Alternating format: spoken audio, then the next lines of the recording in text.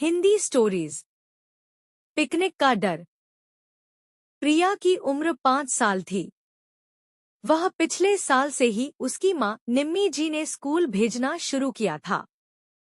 घर में पैसों की कोई कमी नहीं थी। बड़ा सा घर था। नौकर चाकर लगे रहते थे। बाहर पार्किंग में कई गाड़ियां खड़ी रहती थी। प्रिया का जिस गाड़ी में जाने का मन करता ड्राइवर वही गाड़ी लाकर सामने खड़ी कर देता था। एक दिन प्रिया स्कूल से आई और बोली, मम्मी मैं कल से स्कूल नहीं जाऊंगी। निम्मी जी ने उसे आश्चर्य से देखा। क्या बात है बेटी, किसी ने कुछ कहा स्कूल में या किसी से लड़ाई हो गई? प्रिया ने मुंह बनाते हुए कहा, वहां सब मुझे चिढ़ाते हैं। वे मेरी गाड़ी को देखकर चिढ़ते हैं। मेरी क्लास में मैं ही अकेली गाड़ी से जाती हूँ। बाकी सब स्कूल बस से या पैदल जाते हैं। निम्मी जी ने कहा, लेकिन बेटी इसमें चिढ़ने की क्या बात है, कुछ दिन में सब चुप हो जाएंगे। औरों की बातों पर इतना ध्यान मत दिया करो। प्रिया बोली, मैं कल से बस में स्कूल जाऊंगी। निम्मी उसे बहुत समझाती रही, लेकिन वह नहीं मानी और अगले दिन स्कूल नहीं गई। निम्मी जी ने अपने पति प्रशांत जी से बात की तो वो बोले, कोई बात नहीं, मैं स्कूल जाकर बात कर लूंगा, कुछ दिन जाने दो इसे, बस में फिर वापस कार से जाने लगेगी। अगले दिन प्रशांत जी स्कूल में बात कराए। तीसरे दिन प्रिया बस से स्कूल पहुंच गई। आज उसे किसी ने नहीं चिढ़ाया था। प्रिया बहुत खुश थी। अब वह हर दिन बस से स्कूल जाने लगी। प्रिया की दोस्ती धीरे धीरे होने लगी। उसके दोस्तों का एक ग्रुप बन गया था। एक दिन स्कूल की ओर से सभी को पिकनिक पर जाने के लिए कहा गया। प्रिया ने अपने घर आकर बताया। निम्मी जी ने कहा, बेटी तू तो बहुत छोटी है, अपना ध्यान कैसे रखेगी? इस साल रहने दे, अगले साल चली जाना। यह सुनकर प्रिया गुस्सा हो गई। आपको पता है मेरे सारे दोस्त जा रहे हैं, आप ही ज्यादा डरते हो। निम्मी जी बहुत देर तक उसे समझाती रहीं, लेकिन जब वह नहीं मानी तो उसे पिकनिक पर भेजने को तैयार हो गई। इस शनिवार को पिकनिक पर जाना था। निम्मी जी ने सारी तैयारी कर दी थी। बिस्कुट, नमकीन, पेस्ट्री सब उसके छोटे से बैग में सजाकर रख दी थी। साथ ही जूस और पानी की बोतल भी। सभी समय पर सभी बच्चे पिकनिक के लिए रवाना हुए। शहर से बहुत दूर एक हिल स्टेशन पर सभी बच्चे पहुंच गए। प्रिया की क्लास टीचर ने कहा, सब बच्चे अपने ग्रुप के साथ इसी मैदान में खेलना, इधर उधर मत चले जाना, कोई परेशानी हो तो मुझे बता देना। बच्चे खेल में लग गए। सभी टीचर एक जगह बैठकर उन्हें देख रही थीं, साथ ही खुद भी पिकनिक का आनंद ले रही थी। प्रिया को बहुत मजा आ रहा था। वह पहली बार अपने दोस्तों के साथ बाहर आई थी। वह बड़बड़ाने लगी, मम्मी तो बेकार में ही डरती रहती हैं। कुछ देर बाद सभी बच्चे थक गए और खाना खाने बैठ गए। प्रिया को भी जोर से भूख लग रही थी। तभी उसे याद आया, ओहो मैं तो अपना बैग बस में ही भूल आई, अब क्या होगा? टीचर को बोलूंगी तो गुस्सा करेंगी। ऐसा करती हूँ, खुद ही अपना बैग ले आती हूँ। वह टीचर की नजरों से बचकर बस की ओर चल दी।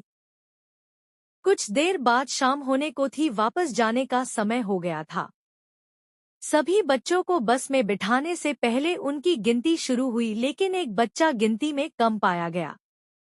फिर नाम से सबकी गिनती शुरू की गई तो पता लगा प्रिया उनमें नहीं थी।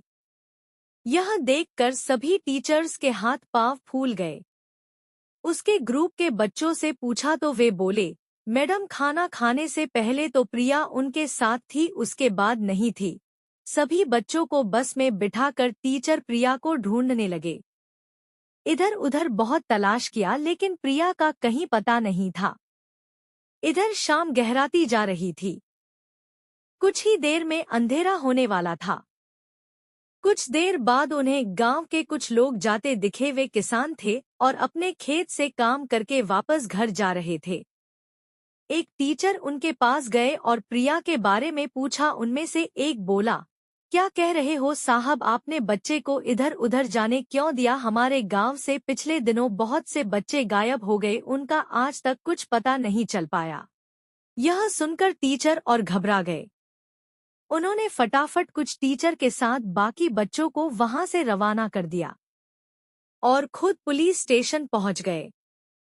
पुलिस इंस्पेक्टर को सारी बात बताई। तब उन्होंने कहा, आप सबसे पहले इसके मम्मी पापा को खबर कीजिए, फिर मेरे साथ चलिए, गांव में पूछताछ करते हैं, शायद किसी ने बच्ची को देखा हो।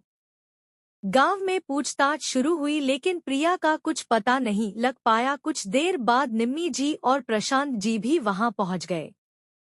निम्मी जी का रो रो कर बुरा हाल था। प्रशांत जी पुलिस इंस्पेक्टर से बात कर रहे थे। पूछताछ करते करते जब बात गांव में फैली तो एक किसान जिसका नाम हरिया था, वह सामने आया और बोला, साहब, मैंने कलुआ को कंबल में किसी को छुपा कर ले जाते हुए देखा था। मैंने उससे पूछा तो बोला मेरी बेटी है, इसे तेज बुखार है, शहर ले जा रहा हूँ। मैंने उसे पुरानी हवेली की ओर जाते देखा था। उस समय तो मुझे कुछ याद नहीं आया, लेकिन कुछ समय बाद मुझे याद आया कि कलुआ के तो कोई बेटी है ही नहीं। गांव वालों के साथ पुलिस टीम निम्मी जी और प्रशांत जी को लेकर पुरानी हवेली में पहुंच गई। काफी देर ढूंढने के बाद एक बंद कमरे से किसी के रोने की आवाज आ रही थी। कमरे का दरवाजा खोला गया तो अंदर प्रिया सामने रस्सी से बंधी हुई थी। पास ही दो और बच्चे बंधे हुए थे। इन सबको कलुआ अगले दिन भिखारी गैंग को बेचने जाने वाला था। प्रिया को छुड़ाकर उसके माता पिता को सौंप दिया। पुलिस इंस्पेक्टर ने सभी गांव वालों को छिपने के लिए कहा जिससे कलुआ को पकड़ा जा सके। सभी हवेली में छिप गए। कुछ देर बाद कलुआ खाना लेकर आया। पुलिस इंस्पेक्टर ने उसे धर दबोचा। बाकी दोनों बच्चे उसी गांव के थे, उन्हें उनके माँ बाप के पास पहुंचा दिया गया। प्रिया घर आ गई थी। वह बहुत डर गई थी। अगले दिन निम्मी ने पूछा तो उसने बताया, मम्मी, जब मैं बस से अपना बैग लेकर वापस आ रही थी तब मुझे किसी ने पीछे से पकड़ लिया। उसने मेरा मुंह बंद कर दिया और वह जल्दी से बस के पीछे से घूमकर इस हवेली में पहुंच गया। वहां मुझे बांध दिया। प्रशांत जी ने कहा, बेटा डरो मत, वह पकड़ा गया तुम्हारे ही कारण और दो बच्चे भी अपने माता पिता से मिल पाए। प्रिया कई दिन तक स्कूल नहीं गई। वह गुमसुम सी बैठी रहती थी।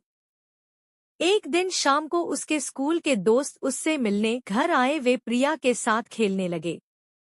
फिर प्रिया का डर दूर हो गया। वह अगले दिन से स्कूल जाने लगी। स्कूल में सभी उसे जानने लगे थे। सभी टीचर, सभी स्टूडेंट छोटी सी प्रिया का बहुत ध्यान रखते थे।